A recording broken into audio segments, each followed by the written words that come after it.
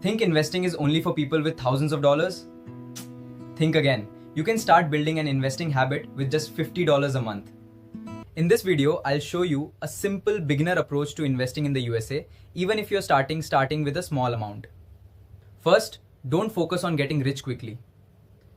Your first goal should be building a consistent investing habit. With $50 a month, you're investing $600 over a year. The amount is small, but consistency is what matters.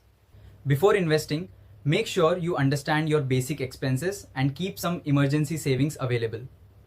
Next, choose an investment account from a reputable US brokerage that supports your situation and offers low-cost investing options.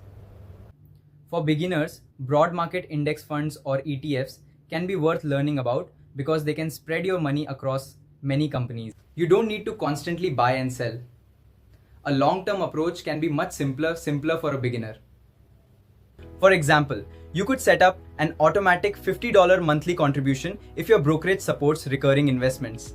The important part is not trying to predict which stock will explode next week. Instead, focus on learning, staying consistent, and understanding the risks before putting your money into any investment. And remember, investments can go down as well as up. There are no guaranteed returns in the stock market. Over many years, regular contributions can give your money more time to potentially grow through compounding. But compounding takes time. Don't expect $50 a month to turn into a fortune overnight. Your biggest advantage as a beginner is starting with an amount you can consistently afford.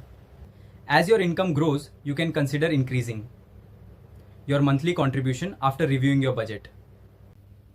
So if you're in the USA and have been waiting to start investing, $50 a month could be a simple starting point to research. This video is for educational purposes, not financial advice. Do your own research, understand the risks, and subscribe for more simple money tips.